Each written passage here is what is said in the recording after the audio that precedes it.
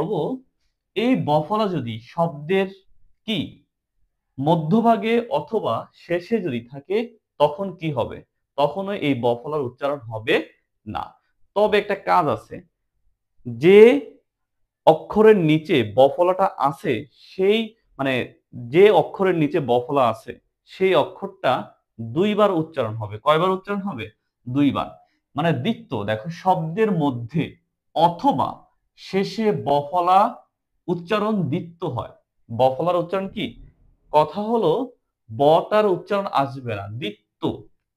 হুম, মানে দয়ব তয়ব আছে, এটার তো উচ্চারণ হবে না, কারণ বাক্যের প্রথমে দয়ব আছে, এই বয়ের উচ্চারণ হয় না। তবে একটা জিনিস দেখো, তয়ব, ঠিক আছে, কথা এখানে কি বলছে? ব ফলার উচ্চারণ দ্বিত্ব হয়। আর আমি শর্টকাট বোঝানোর জন্য বলতেছি যে আমরা তয়ের নিচে অর্থাৎ দ্বিতীয় অর্ডের কোন শব্দের মধ্যভাগ অথবা শেষে গিয়ে যদি এই বফলা আসে তখন কি করব? যে অক্ষরের নিচে বফলাটা আসছে সেই অক্ষরটা দুইবার আসবে। কয়বার আসবে? দুইবার। যেমন দ্বিত্ব, এই দয়ের সাথে ব আছে, আমাদের মাথা ব্যথা দয়ের সাথে যে ব, এই বয়ের ব নিয়ে কোনো মাথা ব্যথা নাই, কারণ এটার উচ্চারণই হবে না। আমাদের দ্বিতীয়টা নিয়ে বুঝতে হবে, কারণ আমাদের বলা আছে যে কোনো ওয়ার্ডের মধ্যভাগে অথবা শেষে, এটা তো শেষে আছে তাই না? তাহলে এটা নিয়ে আমাদের কথা বলতে হবে। আচ্ছা, দ্বিত্ব, দেখো তয় ব, এই তয় বটা কি করছি আমরা? এই বয়ের উচ্চারণ যেমনই হোক, কিন্তু এই যে যে ত আছে এটা দুইবার লিখতে হবে। দ্বিত্ব কি হবে? তয় ত, দেখো এই ত তো লেখলাম একবার, এই বর জন্য কি ত লেখলাম, তাই তো? দ্বিত্ব। আচ্ছা, বিশ্ব, আর এটা হলো তোমার ওকার অবশ্যই দিতে হবে। ওকার কি দিতে হবে? অবশ্যই দিতে হবে।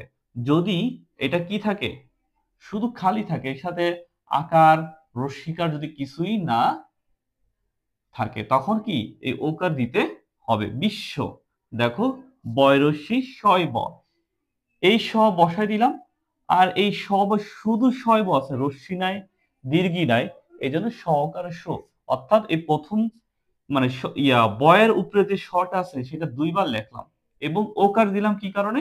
এটার সাথে কিছু নাই রেখা। আশ্বিন, দেখো সরেয়া শয় ব রশ্মি ন, আশ্বিন, তাই তো? এই যে যে মাঝখানে শয় ব আছে, তাই তো? প্রথমে স্বরে আকার লেখলাম, এই যে স্বরে আকার লেখলাম, এই শটা নিয়ে আসলাম, নিচে আছে ব, তার জন্য আবার স নিয়ে আসলাম, লাস্টের ন থেকে যাচ্ছে। এখন এই যে রশ্মি আছে, রশ্মি লিখে দিলাম, তাই তো? আচ্ছা, রশ্মি না থেকে যদি রশ্মিও নাই রস্যও নাই কিছুই নাই তখন ওকার দিতাম। আচ্ছা, দাসত্ব, এই দাস তয় ব আছে, দাসের পরে কি আছে? তয় ব আছে, এই তর জন্য একটা ত দিলাম, এই তয়ের নিচে ব থাকার কারণে আরেকটা ত দিলাম। এখন এই ত আর ব মানে তয় ব কি আগে পরে, অর্থাৎ কিছুই নাই, দীর্ঘই নাই রশ্মি নাই কিছুই নাই, সুতরাং ওকার দেওয়া লাগবে, তাই তো? এটা দেওয়া লাগবে। দায়িত্ব, ঠিক এই ওয়ার্ডের শেষ অক্ষরটা দেখো তয় বস, আমাদের রুলস কি বলছে? বাক্যের মাঝখানে, সরি শব্দের মাঝখানে এবং শেষে যদি তয় ব থাকে তখন কি দ্বিত্ব হবে, অর্থাৎ এই তটা দেখো, দায়িত্ব লাস্টে তয় ব আছে, শুধু তয় আর ব, এর সাথে আকারও নাই, কি রস্যকারও নাই, অথবা অন্য কিছু নাই। তাহলে আমাদের কি করতে হবে? প্রথমে দয়াকার রয় রশ্মি অঙ্কিত দিতে হবে, দিলাম। এখন এই ত, শুধু তটা লিখে দিলাম, তারপরে নিচে বস, তার জন্য আরেকটা ত লিখলাম। আর এইখানে আকার রসিকের কিছুই নাই, এই জন্য আমরা প্রয়োগ করলাম কি ওকার, তাই তো? আশা করি তোমরা বুঝতে পারবা।